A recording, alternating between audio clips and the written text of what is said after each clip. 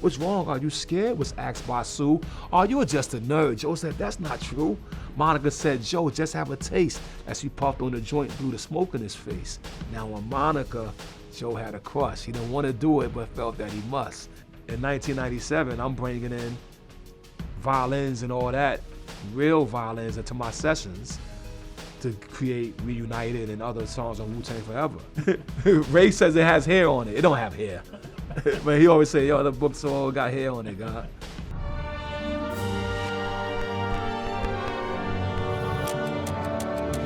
You know, I came across one of my old high school notebooks with a bunch of lyrics and a bunch of ideas from the age of 14 to 19.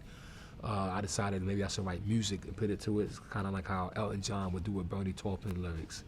I started writing music, composing music, shall I say, and the music started to have its own voice, its own speaking.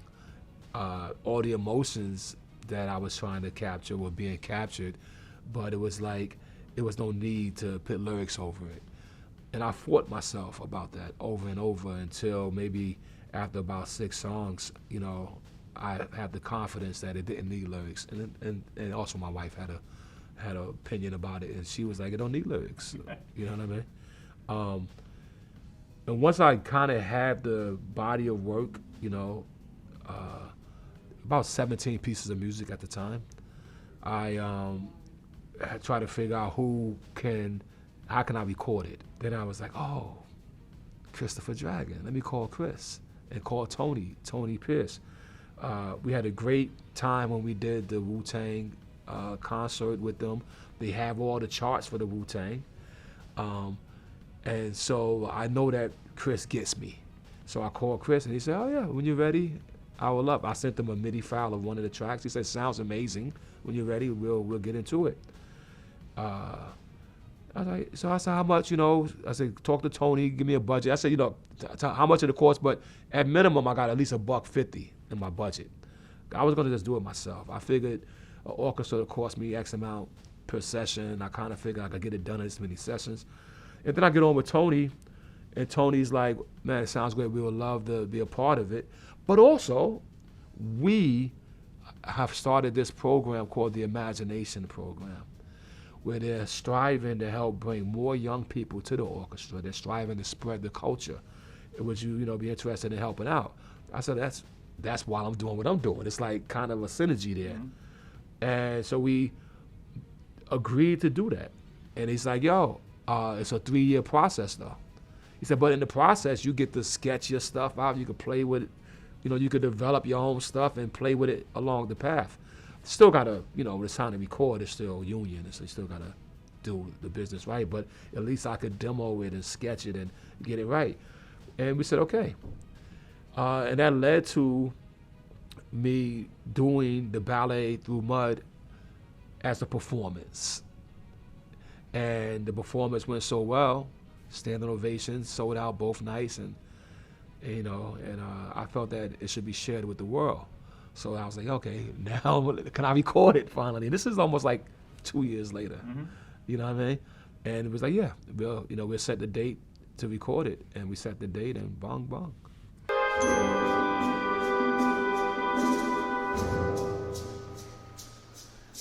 I found the book in my little I have a small library where I have books and old keepings. I keep everything. It's one of my problems. But this particular book is like the book of lyrics that was unreleased because it was like too young, right? The cadence of the lyrics were too immature for the cadence of what Wu-Tang showed the world.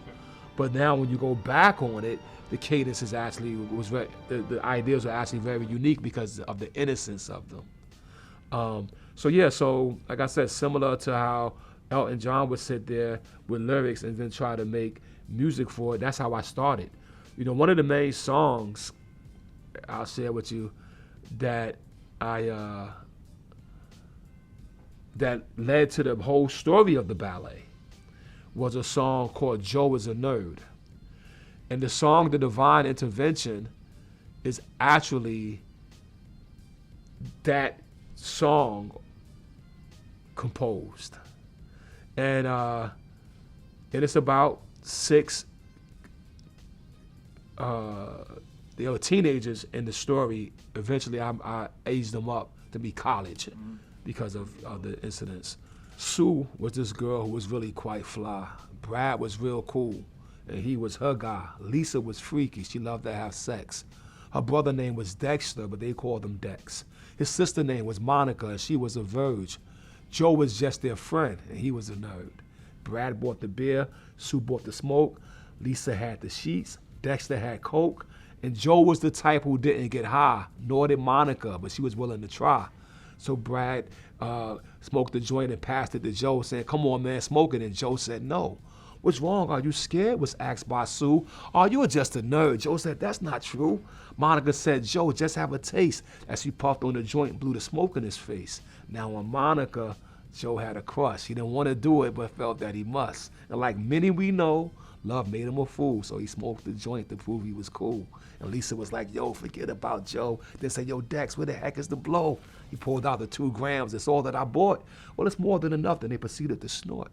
But now at this time, Joe finished 3 beers. And Brad was like, "Here, have another, you queer." And Joe was like, "No," while holding his stomach. And while facing Monica, he suddenly vomited. She screamed, "Oh my gosh, how absurd." And everyone laughed and said, "Joe is a nerd, Joe is a nerd, Joe is a nerd." Joe felt embarrassed, so he did the bird. And it goes on and on. but point being made, so if you listen to that song Divine Intervention, you can hear it. You can hear it, you know what I mean? And it ended up tragic, right? They chased them. And they chased them and laughed.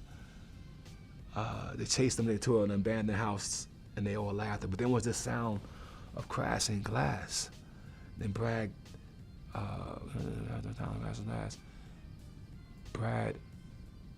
got a light. I'm forgetting some of it. Brad got a light checking to see if Joe was all right. But when they found him, he was laying on his back with course of red blood spurting from his neck and his head. And Monica screamed out, "Oh, Joey is dead." And they all started to run and never mentioned this incident again to anyone.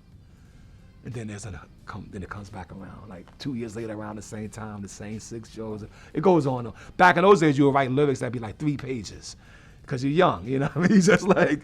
Slick Rick sort of inspiration. Slick Rick, storytelling. Yeah, you're perfect. Yeah. Slick Rick, perfect, yeah. Now, I'm also remembering my high school buddies, my high school crushes, my high school heartbreak, all that's happening. In fact, there's so much in this book, like, towards the end of the book, so it starts around 14. So now, like, when you get like 17 to 18, you're looking in there, there's Busta Rhymes' old number when his name was Tashim. You know what I mean? There's Prince Paul number when I'm trying to, get a demo. Like it's like this book is like, it's an old blue Mead notebook with the the binder. Where is it, RZA? I got it. I got it, bro. Ray says it has hair on it. It don't have hair. But he always say, "Yo, the book's all got hair on it, God." But point being made is that, I got that. Yeah. I got it, bro. It's a lot of lyrics in there. It's even, it's a lot of, it's stories of like movie ideas. It's just crazy, and I just saw it and I was like, man. And I just said, let me just put music to it. But then the music took on a life of its own. But what really got me to embrace it was, and this is like I said, pandemic, but the pandemic is kind of over now. We're getting to fly, right? Commercial. And I'm on a commercial flight, and the Alvin Ailey documentary is on the flight, and I watch it. Now, I'm a New Yorker. Alvin Ailey's name has been around, but I'm a hip-hopper, and I just never took liking to it, thought it was corn, I disregarded it in all reality, to be quite frank. But now I'm watching this documentary and like, wow, this guy's a genius. Now, mind you, also, I've watched all that jazz, Bob Fosse, right? And all these different things are now going through my brain. But it was Alvin Ailey that I understood now what he was trying to do with dance and music. I would argue that all your sort of martial arts interests is a little bit the same, like from the very beginning, right? Your interest in martial arts, movement of the body, and all that, and like John Woo, even stuff that I was talking about earlier, like it's like those are balletic gunfights. They are right? balletic. So, yeah, right. But you think of them in a more macho way. Than Alvin Ailey, you have to have a sensitive side now. Right. You know what I mean? And that could be the side of hip hop that I was fighting against, because I'm with the cool swag. But then you realize as an artist, this man is a genius. See, and then as I get older as an artist, my boundaries become more artistic versus more confined into a box. And I was like, that's what I need to do. I'm going to get dancers. And me and Tony, who was like, yo, we're going to perform this. Actually, Tony Pierce said, for the Imagination program, we want you to do your wu-tang 36 chamber thing that you do with the, I compose live to the film. But this time it won't be with turntables, it will be with the orchestra. It's similar to that concert. I said, okay, I'll do that. But I only do a short version of it because I want to try my ballet. It's okay, that will work. And so I said, well, I need dancers, I need a choir, I need these things. And we did it. We got every piece that we need. I was so proud that night. My wife was so proud. And it was like, okay, like I said before, we got to share this. Yeah. Right? So the book that I studied was The Principle of Orchestration by Kaminsky. So that became my daily reading while writing this album. So that I could know that the communication of what I'm doing is pragmatic enough that the orchestra will be able to take it from there. You know what I mean? And does it feel so far afield from your sort of scoring work in the past, or how different was this from your film score work?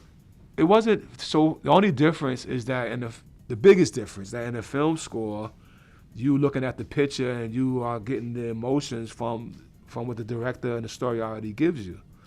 For this, I gotta now create the emotion or get the emotion from my lyrics. Right. But then once I abandoned the lyrics and then went to tell this story of these 6 young people, and then made the decision that it's a ballet and that it's all music, right? Now I gotta generate the emotion and generate the travel of the characters. Wu-Tang performed at Coachella, right?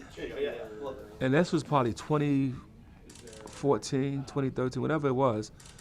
I only agreed to do it if I can have an orchestra back me.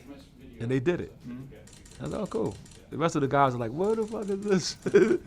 I said, no, I just think like, hip-hop samples from orchestras in all reality.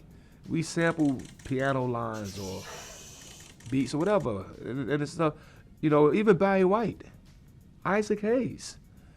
We love Isaac Hayes because he was orchestrating and composing things and elaborating on them. Quincy Jones. And these are my mentors right here. So it's natural for us. And I'm happy that the culture is doing it, meaning the culture of orchestras are bringing it in. There was a hip-hop violinist a few years ago that was dope. Yeah, exactly. There's a dope orchestra in Atlanta right now, an all-black orchestra that's bananas with it. And they'll drop some future on you. You know what I mean? I think Metro Boomin tried something recently. So it's natural and it's good. The thing that I hope come out of it, you know what I mean? And in a way, I feel like a pioneer of it, right? In 1997, I'm bringing in violins and all that, real violins into my sessions to create Reunited and other songs on Wu-Tang Forever, right? But the idea that somebody young can start with it, not end up with it. I ended up here. It'd be great to see people start here. Somebody start with an instrument, know their instrument, whether a flute, bassoon, piano, violin, cello, oboe. You know what I mean? Start with it, trumpet, brass, and start with it classical, jazz, pop, prog rock, all these different things. Start with that knowledge, so then when you start creating with the technology you have now, the sky's the limit. You know, we're in this generation that some of them are doing drag and drops, and they're doing great, making money, but they don't know. And it's a limitation. I don't care if you buy a sample pack, right, that has 1,000 samples. It's only 1,000 samples versus the infinite way your own self would do it when you know what it is. I just got chills thinking of the reunited strings. I didn't realize those were live. Okay, Yeah. Those reunited strings were, yeah. It was pretty cool, right? That was pretty cool. Did you know that the player was the lead violinist for Yanni? No. She was the only person that Yanni gave a solo back in those days. Okay. And her daughter dated one of the Wu brothers. And brought the mom and her to the studio. I think it was True Master. And I said, what you could do? She said, well, hum me something. And I hummed something. She said, that's all. I said, okay, how about this? I said, oh. And she played what I was thinking. Yeah. I was like, that's deep. Okay, go in the booth and play it. And she did it. And then, of course, I got a chance to sample it and chop it up. But, yeah. I mean, I think there's a lot of potential to this. You know, I created it. I think other people should play with it. I would love to see a high school take it and play it and dance it and share it. You know what I mean? That would be the greatest. Like, it actually goes to high schools or go to freshmen in college or go, you know, places where people young can express it and feel it. Because it's not as complicated. It's not complicated like Beethoven's Knife, okay? Right? Tchaikovsky. It's not that complicated, right? But yet, because of the proper use of the orchestra, it's still big, right? So even when it's scaled down, it's still big, meaning scaled down in the movements. And so therefore, you don't have to be at the virtuoso level to perform it. You can actually be at the intermediate level and perform. Not the novice, maybe one or two at the novice, but not the novice, but definitely at the intermediate level, you could perform this and have fun. Will a piece of this end up in one of my movies? It's good enough. Right? So we doing a movie and we like, hey, let's try the night dances and see if that makes the scene good. Yeah, I definitely would do that. But that's not the intention. The intention is that first the intention is that for somebody to listen to this, go through the story that it gives them in their own mind and enjoy. That's the first thing. It's a gift. I made a piece of music that caused some emotions, you know, put people to work. You know, everybody made a few dollars who did it, right? Brought back to the community. Music giving me a lot, I gave a gift back.